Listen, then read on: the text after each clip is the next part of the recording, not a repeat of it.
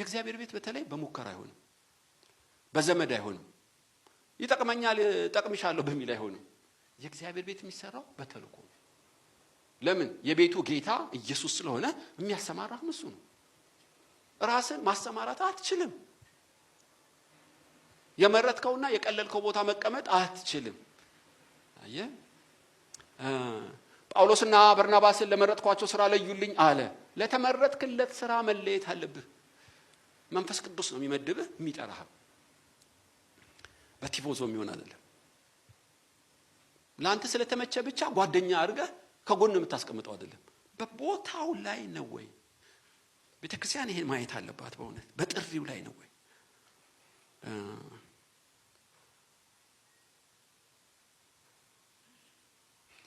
ከተልእኮህን ካልሰማህ፣ ጥሪህን ካላወቅ አገልግሎት ልፋት ሆኖ ቁጭ ይላል። ልፋት ነው። ብዙ ጥረት፣ ትንሽ ስኬት። አምላክ ባልመደበ በልምድና እንደዚሁ ዝም ብለህ በደመ ነፍስ የምትሄድ ከሆነ ኪሳራ ነው በእውነት። ትዝ ይላችኋል፣ ለአስተዳደር ሰለሞን ተቀብቷል። ለውጊያስ ዳዊት ተቀብቷል። መርከብ ለመስራት ኖህ ተቀብቷል። ለመዝሙርስ አሳፍ ተቀብቷል። ለአሕዛብ ሐዋርያስ ጳውሎስ ነዋ።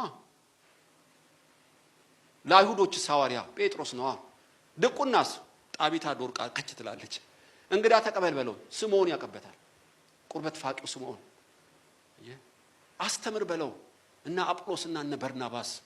ቸርች ትከል በለው ጳውሎስን። ሁሉ በተሰጣቸው ሲሆኑ ፍሬ እያፈሩ እየተባረኩ ሰውም እየወደዳቸው ይመጣል። ያለ ቦታ ከሆንክ የጭንቀትና የጥረት ህይወት ነው የምትኖረው።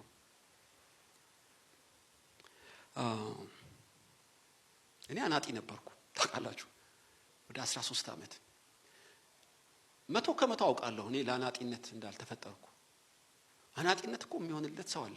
ለምንድን ነው ደስታ የሌለኝ ይላል። እግዚአብሔር የፈጠረኝ ቦታ አልነበርኩም፣ ግን በአናጢነት ተጠቅሟል። ምራቅ እስክውጥ እስካድግ አንድም ሌላ ምስክ ለምድ ሙሴ እረኛ እንደሆነ፣ ዳዊት እረኛ እንደሆነ፣ ጴጥሮስ አሳ አጥማጅ እንደሆነ የምታልፍበት ጎዳና አለ። ኃጢአት አይሁን እንጂ ያለ ጥሬ ባሳልፍ ችግር የለውም። ሁሌ ግን በሙከራ አትኖርም እና ድንገት የመለኮት ጥሪ ይመጣል። ቤተክርስቲያን ጠርታኛለች፣ ግን ራሴ 100% ከአምላክ ተልእኮዬን አውቄያለሁ። ሰው አያዋጣኝም። ጌታ ሆይ ስለወደዱኝ ሊሆን ይችላል። አንተ